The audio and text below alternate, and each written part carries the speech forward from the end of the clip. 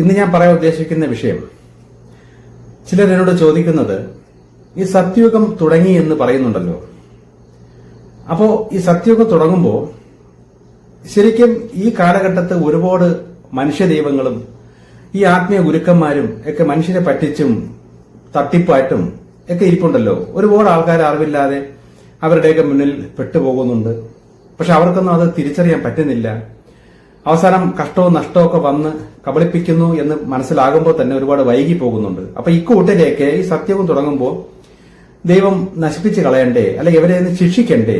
എന്തുകൊണ്ടാണ് ഇപ്പോഴും ഇങ്ങനെയുള്ള മനുഷ്യദൈവങ്ങളും അല്ല ഇങ്ങനെയൊക്കെ ഉള്ള കോപ്രായങ്ങളൊക്കെ കൂടിക്കൂടി വരുന്നത്? ദൈവം എന്തുകൊണ്ട് ഇതൊക്കെ അനുവദിക്കുന്നു? ശരിക്കും സത്യവും തുടങ്ങുമ്പോൾ ഇതൊക്കെ കുറഞ്ഞുറഞ്ഞ് അല്ലേ വരേണ്ടത്? ഇതാണ് ചിലരുടെ സംശയം. ഞാൻ ആദ്യമേ ഉള്ള മെസ്സേജിലൊക്കെ ഞാൻ പറയുന്നുണ്ട്, സത്യയുഗം ഇപ്പൊ തുടങ്ങി എന്ന് പറയുന്നത് ആ ഒരു കാലഘട്ടം തുടങ്ങി വരുന്നതേ ഉള്ളൂ. ഒരു 350 വർഷത്തോളം എടുക്കും. 300 350 കറക്റ്റ് കണക്കെനിക്ക് കിട്ടിയിട്ടില്ല. പക്ഷെ അത്രയും നാളെടുക്കുമ്പോഴാണ് ഒരു യുഗം ആയി മാറുന്നത്. ശരിക്കും ഒരു സമൂഹം മൊത്തം അല്ലെങ്കിൽ ഒരു ദേശം മൊത്തം ഫുൾ പോസിറ്റീവായി ജീവിക്കുന്ന ഒരു ജനത ഉണ്ടായി വരുന്നതിന് അത്രയും നാളെടുക്കും. പക്ഷെ ഇപ്പൊ എങ്ങനെയാണ്? ഓരോരുത്തരുടെ ഉള്ളിലാണ് ഇത് ആരംഭിച്ചിരിക്കുന്നത്. അവരവർ തന്നെയാണ് ആ യുഗത്തിലേക്ക് അല്ലെ ആ യുഗം ആസ്വദിക്കുന്നത്. ഇതാണ് ഇപ്പൊ തുടങ്ങി വെച്ചിരിക്കുന്നത്. ഇപ്പൊ ഞാൻ അത് ആസ്വദിച്ചെത്തിയാൽ എന്റെ അടുത്ത തലമുറകളെത്തും. അതേപോലെ ചില വ്യക്തികൾ എന്നിലൂടെയൊക്കെ വരുന്നവർ അതിലേക്ക് എത്തും. ഇനി ഭൂമിയിൽ പല ഭാഗത്തും പലരും ഇതേപോലെ അവിടെ എത്തും. ആ എത്തി അവരുടെ തലമുറ അങ്ങനെ എത്തി വരുമ്പോഴാണ് ശരിക്കും ഒരു നല്ലൊരു സംഖ്യ ജനം പല ഭാഗത്തും ഉണ്ടായി വരുന്നത്. അപ്പോഴൊക്കെയാണ് സത്യയുഗമായി എന്ന് പറയുന്നത്. ഒരു 50% മുകളിൽ ഈ ഫുൾ പോസിറ്റീവായി നിൽക്കുന്ന ഒരു ജനത ഉണ്ടായി വരുമ്പോഴേ ഒരു സത്യയുഗമായി മാറി എന്ന് പറയാൻ പറ്റുള്ളൂ. കാര്യം ഈ യുഗമാണ് എപ്പോഴും കൂടി നിൽക്കേണ്ടത്. ഇപ്പൊ കലിയുഗം എന്ന് പറയുമ്പോൾ തിന്മ അത്രത്തോളം കൂടി നിൽക്കുന്നത് കൊണ്ടാണ് ഈ കലിയുഗം എന്ന് പറയുന്നത്. അതേപോലെ സത്യയുഗം എന്ന് പറയുമ്പോൾ സത്യം അല്ലെങ്കിൽ സത്യവും നീതി ധർമ്മം അത്രത്തോളം ഭൂമിയിൽ കൂടി നിൽക്കുമ്പോഴാണ് ആ യുഗമായി മാറുന്നത്. മറ്റതുണ്ടോ എന്ന് വെച്ചാൽ അത് ഉണ്ട്, പക്ഷെ അത് നശിച്ച് ഒട്ടും ഇല്ലാതെയായി മാറും. ഇങ്ങനെയാണ് ഈ പ്രോസസ് പോകുന്നത്. അപ്പൊ ഈ കാലഘട്ടത്തിൽ സത്യയുഗം തുടങ്ങുമ്പോൾ എന്തുകൊണ്ടാണ് ഇത്രയും തട്ടിപ്പ് വീരന്മാര് ഈ ആത്മീയ മേഖലകളിൽ എല്ലാ മതത്തിലും ഇങ്ങനെ കൂടി വരുന്നത്? ഈ സത്യയുഗം എന്ന് പറയുമ്പോൾ നിങ്ങൾ മനസ്സിലാക്കേണ്ടത്, ഈ കാലഘട്ടത്തിലൂടെ അല്ലെങ്കിൽ ഈ ഒരു ജന്മത്തിലൂടെ പലർക്കും ആ ഒരു മോക്ഷപ്രാപ്തിയിലേക്ക് ദൈവം കൊണ്ടുപോകാൻ തീരുമാനിച്ചിരിക്കുകയാണ്. കാര്യം ഇനി ഇപ്പൊ ഉള്ളവർക്കൊന്നും ഈ ജന്മങ്ങൾ ഇനി നീട്ടി കൊടുത്ത് ഭൂമിയിലിട്ട് പഠിപ്പിക്കുന്ന കാലഘട്ടം അല്ലല്ലോ ഇനി അങ്ങോട്ട്. ഇനി സത്യമല്ല, സന്തോഷവും ആ സൗഭാഗ്യവും അല്ലെങ്കിൽ ആ ഒരു മനസ്സിന് ഭയങ്കര ശാന്തതയും അങ്ങനെ ഒരു സത്യസന്ധമായ രീതിയിലുള്ള ഒരു കാലഘട്ടമല്ലേ പോകുന്നത്. അപ്പൊ ഇനി കഷ്ടവും പ്രശ്നങ്ങളും ഇട്ട് പഠിപ്പിക്കുന്നതല്ല ഇനിയുള്ള പ്ലാൻ. അപ്പൊ ഈ ജന്മത്തിൽ തന്നെ കിട്ടിയ ജന്മത്തിൽ തന്നെ മാക്സിമം പഠിപ്പിച്ച് ശുദ്ധീകരിച്ച് പരീക്ഷിച്ച് ആത്മാക്കളെ പോസിറ്റീവാക്കി എടുക്കുക. അതിൽ ആ ഏറ്റവും ഹൈ പോസിറ്റീവിലേക്ക് നല്ലൊരു പ്രായത്തിലെ എത്തുന്നവരാണ് ഈ കാലഘട്ടത്തെ യുഗം ആസ്വദിക്കുന്നത്. ഇപ്പൊ ഒരു 60, 70, 80 വയസ്സിലൊക്കെയാണ് ആ പോസിറ്റീവിൽ എത്തിക്കഴിഞ്ഞാൽ അവർക്കധികം ആയുസില്ലാത്തതിനാൽ ഈ യുഗം അങ്ങോട്ട് അല്ലെങ്കിൽ സത്യയുഗം അല്ലെങ്കിൽ ഈ ഭൂമിയിലുള്ള ഈ സ്വർഗം അങ്ങോട്ട് ആസ്വദിക്കാൻ പറ്റുന്നില്ല. അതിനുമുമ്പ് അവർ മരിച്ചു പോകും. അവരുടെ സമയം കഴിഞ്ഞല്ലോ.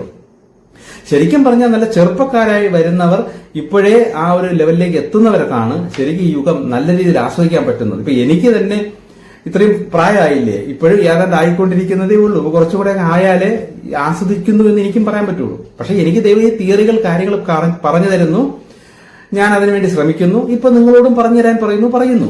അപ്പൊ ഒരുപാട് സംശയങ്ങൾ വരുമ്പോൾ അതനുസരിച്ച് ഉത്തരവ് എനിക്ക് പറഞ്ഞു തന്നുകൊണ്ടിരിക്കും. ഇതാണ് ഇപ്പോൾ നടന്നുകൊണ്ടിരിക്കുന്നത്. അപ്പോ ഇതില് ഈ തിന്മ എന്തുകൊണ്ട് അല്ലെങ്കിൽ ഈ മനുഷ്യരെ പറ്റിക്കുന്ന മനുഷ്യ ദൈവങ്ങളും ആത്മീയ കപട കള്ളന്മാരും ഒക്കെ ഈ മതത്തിലൊക്കെ ഇങ്ങനെ പെരുകി വരുന്നതിന്റെ കാരണം എന്തെന്ന് ചോദിച്ചാൽ, ഇവരെ ഇത്രയും ഉണ്ടെങ്കിലേ ഇവരുടെ കയ്യിൽ അകപ്പെടാത്ത ആത്മാക്കളെ ഈ ദൈവത്തിന് അല്ലെ പ്രകൃതിക്ക് തിരിച്ചറിഞ്ഞ് അതാത് ലെവലിലേക്ക് മോക്ഷപ്രാപ്തിയിലേക്ക് കൊണ്ടുപോകാൻ പറ്റുള്ളൂ. കാരണം ഇത്രയും ആൾക്കാർ വേണം. എത്രത്തോളം പരീക്ഷണമുണ്ടോ അത്രയും പരീക്ഷണത്തിൽ ജയിക്കുന്ന ഒരു വ്യക്തിക്കല്ലേ ശരിക്കും ആ ഒരു ഹൈ ലെവലിലേക്ക് പോകാൻ യോഗ്യനാവൂ എന്ന് പറയാൻ പറ്റുള്ളൂ. ഇപ്പൊ ഒരു പരീക്ഷയുണ്ട്, ഒറ്റ പരീക്ഷയേ ഉള്ളൂ. അതിൽ തന്നെ ഏതാണ്ട് എല്ലാം കൂടെ ചില ചോദ്യങ്ങൾ ചോദിക്കുന്നു, പരീക്ഷ പാസ്സാക്കി വിടുന്നു എന്ന് പറയുന്നത് പോലെ അല്ലല്ലോ. പല രീതിയിൽ പല വിഷയത്തിലും പല കടുത്ത ചോദ്യങ്ങളും ഒക്കെ എത്രത്തോളം കടുത്ത പരീക്ഷണങ്ങൾ വന്നാൽ അല്ലെങ്കിൽ കടുത്ത പരീക്ഷകൾ വരുമ്പോൾ അതിന്റെ എല്ലാം ഉത്തരം തെറ്റാതെ എഴുതുന്ന കുട്ടിയല്ലേ ബ്രില്യന്റ് ആയിട്ട് നമ്മൾ കാണുന്നത്.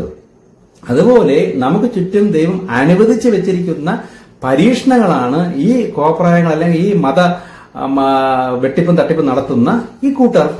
അപ്പൊ ഇവരിവിടെ ഉണ്ടെങ്കിൽ ഇവരുടെയൊക്കെ ട്രാപ്പിൽ പെടാത്ത ആത്മാക്കളെ തിരിച്ചറിയാൻ പറ്റുള്ളൂ. കാരണം നമ്മളൊക്കെ സ്വതന്ത്രരല്ലേ, മനുഷ്യരെ ദൈവം സ്വതന്ത്രമാക്കി ജനിപ്പിച്ചേക്കുകയാണ്. അപ്പൊ ഈ സ്വതന്ത്ര മനസ്സുകൊണ്ട് നമ്മൾ തന്നെ മനസ്സിലാക്കി പഠിച്ച് ഇതിലൊന്നും പെടാതെ ജയിച്ചു വരണം എന്നതാണ് പ്രകൃതിയുടെ ആഗ്രഹം. അങ്ങനെ എത്രത്തോളം ഹൈ ലെവലിൽ ജയിച്ചാൽ, എത്രത്തോളം നല്ല മാർക്ക് വാങ്ങിച്ച് പാസ്സാവുന്നവന് ഏറ്റവും ഹൈ തലത്തിലുള്ള മോക്ഷപ്രാപ്തിയിലേക്ക് പോകും. അതേസമയം പല രീതിയിലും പറ്റിപ്പോയി തെറ്റി അവസാനമൊക്കെ ഇത് മതി എന്ന രീതിയിലൊക്കെ ഒരു അഡ്ജസ്റ്റിൽ ജയിച്ചു വരുന്നവർക്ക് ആ ലെവലിൽ വരും. അപ്പം പരീക്ഷണങ്ങൾ അത്രയും നമ്മളെ ചുറ്റുമുണ്ട്. എന്നോട് ദൈവം പറയുന്നത് വെച്ചാൽ ഇനി അങ്ങോട്ട് കുറച്ചുകൂടെ പോകുമ്പോൾ ഇതേപോലുള്ള കള്ളന്മാരൊക്കെ ഇനി കൂടിക്കൂടി വരുമെന്നാണ് പറയുന്നത്. കാരണം നമ്മൾ തിരിച്ചറിയാൻ പോലും പറ്റാത്ത ലെവലിൽ ഭയങ്കരമായ രീതിയിൽ സൃഷ്ടാവാൻ ദൈവവും ഭയങ്കര ആത്മീയ ജ്ഞാനമൊക്കെ തന്ന് പതുക്കെ നമ്മളെ കയ്യിലിരിക്കണ കാശുമൊക്കെ അടിച്ചുകൊണ്ട് പോകുന്ന പലരും ഇനിയും വരും. പക്ഷെ ഇവിടെ ഒരു വിഷയം എന്ന് പറഞ്ഞാൽ പലരും എൻ്റെ ചോദിക്കുന്നത്, നമ്മൾ ഈ ആത്മീയ മേഖലയിൽ നമ്മൾ ഇവർക്കൊക്കെ എന്തെങ്കിലും കാശ് അല്ലെങ്കിൽ ദക്ഷിണ പോലെ അല്ലെങ്കിൽ മാന്യമായ രീതിയിൽ പണം കൊടുക്കുന്നത് ശരിക്കും ദൈവത്തിന് പ്ലാനല്ലേ, ഇത് നല്ലതല്ലേ? കാരണം അവർ നമുക്ക് വേണ്ടി ഉപദേശങ്ങളും മണിക്കൂറുകളും ചിലപ്പോൾ ക്ലാസ് എടുക്കുന്നു, പഠിപ്പിക്കുന്നു. അപ്പൊ അവർക്ക് അതിൻ്റെതായ ഒരു കൂലി കൊടുക്കേണ്ടത് ആവശ്യമില്ലേ എന്ന് പലരും എന്നോട് ചോദിക്കുന്നുണ്ട്. ഞാനിത് ദൈവത്തോട് ഞാനും ചോദിച്ചിട്ടുണ്ട്.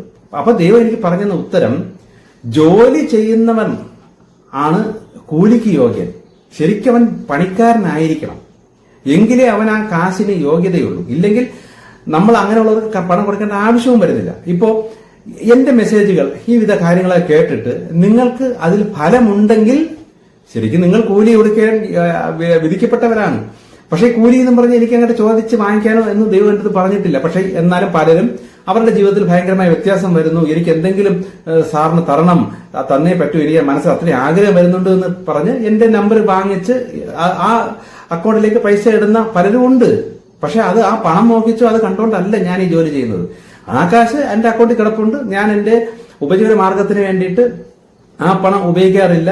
അത് ദൈവത്തിന് വേണ്ടി തന്നെ, എന്തെങ്കിലും കാര്യത്തിന് വേണ്ടി ഞാനത് മാറ്റി വെച്ചിട്ടുണ്ട്. കാരണം എനിക്ക് വേറെ ജോലിയും കാര്യങ്ങളും ദൈവം തന്നിട്ടുള്ളതുകൊണ്ട് ഞാൻ അതിൽ തന്നെ തൃപ്തനാണ്.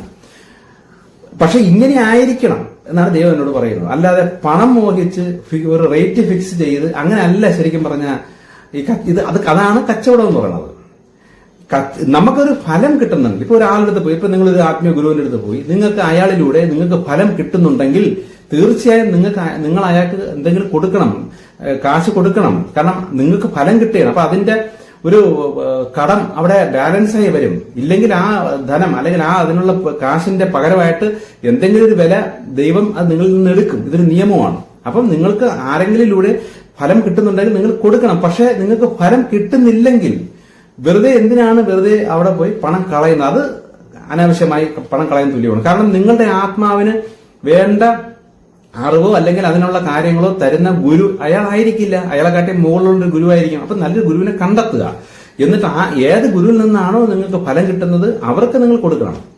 പക്ഷെ ഈ കാലഘട്ടത്ത് നമ്മൾ കാണുന്ന പലരും യാതൊരു ദൈവിക കണക്ഷനോ ബന്ധമോ ഇല്ലാതെ ഇങ്ങനെയുള്ള മതഗ്രന്ഥങ്ങളൊക്കെ കുറെ കാണാതെയൊക്കെ പഠിച്ച് കുറച്ച് വേഷഭൂഷാദികളായിട്ടിരുന്ന് ദൈവ ഏൽപ്പിച്ച ജോലിയെ അവർ അതായിരിക്കില്ല. പക്ഷെ അവരായിട്ട് തിരഞ്ഞെടുത്ത നല്ല വരുമാന മാർഗമായി തിരഞ്ഞെടുത്തും കൊണ്ട് സാധുജനത്തെ പൈസ പറഞ്ഞ് പറ്റിച്ചിട്ട് യാതൊരു ഫലവും ഇല്ലാതെ ചെയ്തുകൊണ്ടിരിക്കുന്നതാണ് ഞാൻ ഈ പറയുന്ന കപട ആത്മീയ ഗുരുക്കന്മാരെന്ന് പറയുന്നത്.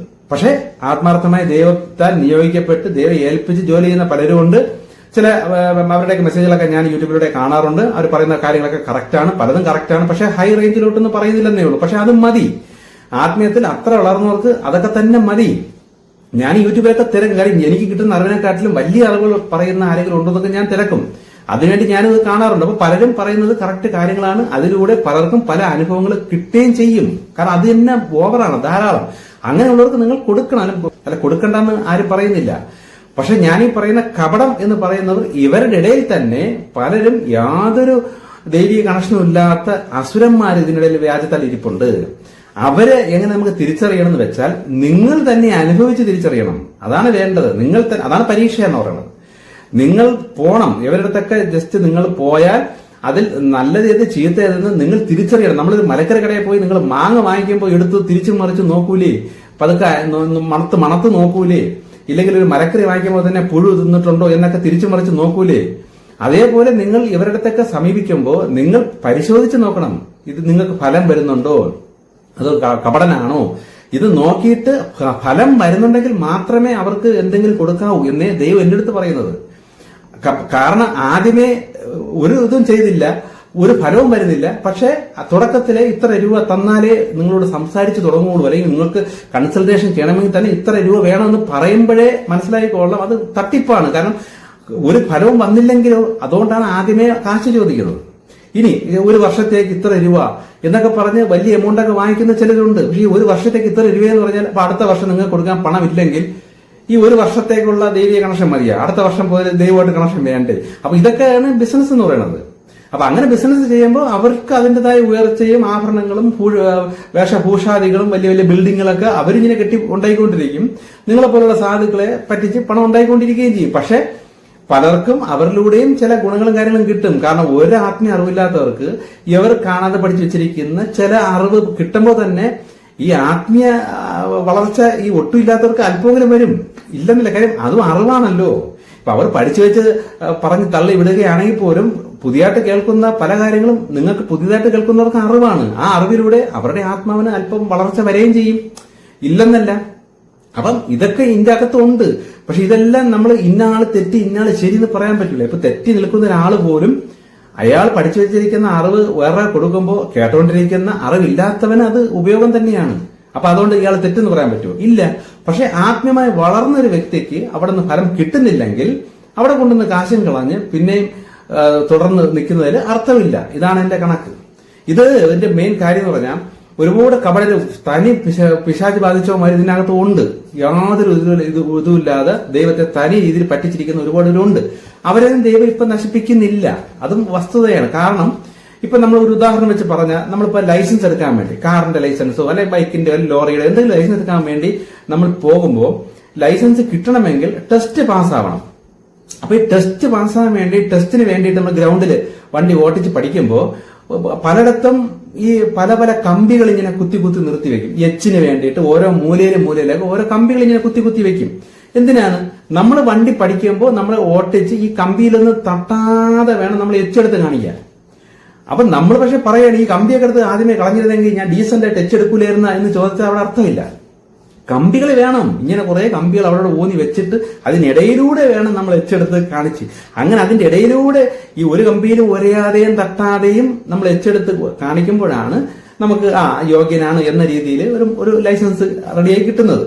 ഇതുപോലെയാണ് പലരും ചോദിക്കുന്നത്, ഇങ്ങനെയുള്ള കപടക്കാരന്മാരൊന്നും ഇല്ലാതിരുന്നാൽ നമുക്ക് സുഖമായി പൊയ്ക്കൂടിയായിരുന്നു എന്നൊക്കെ ചോദിക്കുന്നതിന്റെ കാരണം ഇങ്ങനെയുള്ള കമ്പികള്, എച്ചെടുക്കാനുള്ള കമ്പികള് ഭൂമിയിൽ കുറേയിടത്ത് വേണം. ഇങ്ങനെ ഉണ്ടെങ്കിൽ ഇവരിലൂടെ ഒന്നും തട്ടാതെയും മുട്ടാതെയും ആര് വരുന്നു എന്ന് നോക്കി അവർക്ക് ലൈസൻസ് കൊടുക്കാം. കാര്യം മനസ്സിലാവുന്നുണ്ടല്ലോ. പക്ഷെ ലൈസൻസ് കിട്ടി. ഇപ്പൊ ഒരു 50 പേരെ പഠിപ്പിക്കാനായിട്ട് ഒരു ഗുരുനാഥ ഒരു ഗ്രൗണ്ട് സർക്കാർ വാടക എടുത്ത് കുറെ കമ്പികൾ പോന്നി ഈ 50 പേരെ എച്ചെടുക്കാൻ പഠിപ്പിക്കുന്നത് വെച്ചോ. അപ്പൊ ഈ 50 പേരും ചിലർ കമ്പി തട്ടും, അപ്പൊ പിന്നെയും പഠിപ്പിക്കും. അങ്ങനെ ഈ 50 പേരും പഠിച്ച് ഇതില് ഈ 50 പേർക്ക് ലൈസൻസ് കിട്ടിയെന്ന് വെച്ചോ. ചിലർക്ക് ആദ്യം കിട്ടും, ചിലർക്ക് രണ്ടാമത് കിട്ടും, ചിലർക്ക് മൂന്നാമത്. എന്തായാലും 50 പേർക്കും ലൈസൻസ് കിട്ടിക്കഴിഞ്ഞാൽ ഈ ഗുരുനാഥൻ ഇനി മതി എന്ന് ചിന്തിക്കുമ്പോ എന്ത് പറ്റും? ഈ കമ്പികളെല്ലാം വാരി എടുത്താൻ കളയും. പിന്നെ കമ്പിയുടെ ആവശ്യം വരണില്ല. അതുപോലെ നമ്മുടെ ഈ കാലഘട്ടത്ത് ദൈവം പ്ലാൻ ചെയ്തിരിക്കുന്ന ഹൈ ലെവലിലേക്ക് വരേണ്ട ഒരുപാട് ആത്മാക്കളെ പഠിപ്പിക്കാനാണ് ഈ വെറും കമ്പികളായ ഈ കുറെ ആത്മീയ ഗുരുക്കന്മാരെ ഇവിടെ വെച്ചിരിക്കുന്നത്. അപ്പൊ നമ്മൾ അതിലൊന്നും തട്ടാതെ മുട്ടാതെ ഇവരൊക്കെ അവിടെ ഉണ്ട്. പക്ഷെ നമ്മുടെ യാത്രയിൽ വഴിയിൽ ഇവന്മാരുണ്ട്. അപ്പൊ നമ്മളത് തട്ടാതെ മുട്ടാതെ മുന്നോട്ട് പോണത് പ്രകൃതിക്ക് അറിയണം. പലരും അതിൽ ഒരഞ്ഞവിടെ നീന്നു പോകും, ചിലപ്പോൾ കമ്പി തള്ളിയിടും. ഇതൊക്കെ കണ്ടിട്ടില്ലേ? അതേപോലെ പലരും യവന്മാരുടെ കുരുക്കിൽ പെട്ടുപോകുമ്പോൾ ഒന്നേന്ന് പഠിപ്പിക്കും. ഇപ്പൊ ഒരു പ്രാവശ്യം പെട്ടു, ഒരു 50,000 രൂപ ഇങ്ങനെയുള്ളൊരു കള്ളൻ അടിച്ചുകൊണ്ട് പോയി. അപ്പൊ എന്ത് ചെയ്യും? വേറൊരു തന്നെ എടുത്ത് പോകും. അവിടെ 50,000 അല്ലെങ്കിൽ 25,000 അവിടെയും പോയി. വേറൊരു ചെന്ന് വേറൊരു പൂജയുണ്ട് മന്ത്രമുണ്ടെന്ന് പറയുമ്പോൾ വേറെ അവിടെ 1,00,000 രൂപ പോയി. ഇങ്ങനെ പലയിടത്തും പോകുമ്പോ പിന്നെ ഈ വ്യക്തി ഒരു കമ്പിയിലും തട്ടാതെ പോകാൻ തന്നെ പഠിക്കും. അതിന് വേണ്ടിയിട്ടാണ് ഈ കമ്പികൾ വെച്ചേക്കുന്നത്. അപ്പൊ കമ്പി ഇപ്പൊ നശിപ്പിക്കാത്ത എന്തെന്ന് ചോദിച്ചാൽ, ഈ കാലഘട്ടത്ത് അത്രത്തോളം ആത്മാക്കളെ പരീക്ഷിച്ചുകൊണ്ടിരിക്കുമ്പോൾ ഇനി കമ്പികൾ വെക്കേ ഉള്ളൂ. ഇനിയും പല പല കമ്പികൾ പൊങ്ങി വരും. പക്ഷെ ആത്മീയ അറിവും ജ്ഞാനവും ലഭിച്ചവർ ഈ ഒരൊറ്റ കമ്പിയിലും തട്ടാതെ മുന്നോട്ട് പോകണം. അത്രയേ ഉള്ളൂ.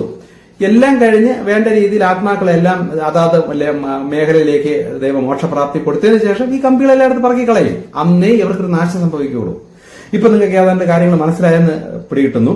മറ്റൊരു ഉദാഹരണത്തോടെ ഞാൻ പറഞ്ഞുതരാം. ഇപ്പോൾ നമ്മൾ പാല് അറിയാലോ, പൂച്ചയ്ക്ക് പാല് കുടിക്കുക. അപ്പൊ തിളച്ച പാല് പല ആവർത്തി പൂച്ചയുടെ പുറത്ത് വീഴുന്ന പൂച്ച തണുത്ത പാല് കണ്ടാൽ പോലും പിന്നെ പേടിച്ചു പോകും. അതാണ് അവസ്ഥ. അതേപോലെ ഈ കമ്പികളിൽ പലർക്കും പല അബദ്ധങ്ങളും തെറ്റുകളും പല ഇങ്ങനെയുള്ള ആത്മീയ കള്ളന്മാരിൽ നിന്ന് അബദ്ധം പറ്റിയേ ഇങ്ങനെയുള്ള കള്ളന്മാരെടുത്ത് ദൂരം കാണുമ്പോഴേ വെറുത്ത് പോണ ലെവലിൽ ഒരു ആത്മാവ് പാകപ്പെട്ട് വരുള്ളൂ. പക്ഷെ ഒരു കുഴപ്പമുണ്ട്, യഥാർത്ഥത്തിൽ നല്ലൊരു ആ ഗുരുവിനെ കണ്ടാൽ പോലും പേടിയായി പോകും. അതാണ് ഇപ്പോഴത്തെ കണ്ടീഷൻ. അങ്ങനെ പലരും ഇപ്പൊ അങ്ങനെ പേടിച്ചിരിപ്പുണ്ട്. ശരിക്കും അത് മതി, അങ്ങനെ എന്നെ വേണ്ടത്. ഒരുത്തരെയും പുറകെ പോകണ്ട. ഇപ്പൊ എന്റെ ഇതിൽ തന്നെ ഞാൻ പറയുന്നത് വെച്ചാൽ അവരവർ തന്നെ അവനവന്റെ ചൈതന്യത്തിൽ തിരിച്ചറിഞ്ഞ് ദൈവത്തിൽ നിന്ന് മറുപടിയും കാര്യങ്ങളും അവരവർക്ക് തന്നെ കിട്ടി മുന്നോട്ട് പോവുക. അല്ലാതെ എന്റെ പിറകെ ശിഷ്യത്വം സ്വീകരിച്ച് ഒരു വർഷത്തേക്ക് ഇത്ര രൂപ സൃഷ്ടാവൻ ദൈവമായിട്ട് കണക്ഷൻ ഉണ്ടാക്കാൻ, ഒരു വർഷത്തേക്ക് ഇത്ര രൂപ എന്നൊന്നും പറഞ്ഞൊന്നും കച്ചവടമൊന്നും എനിക്കില്ല. നിങ്ങളെ സഹായിക്കുന്നു, ദൈവമായിട്ട് ബന്ധം ഉണ്ടാക്കുക, രക്ഷപ്പെട്ടു പോവുക. ഇതേ ഉള്ളൂ എന്റെ പ്ലാൻ.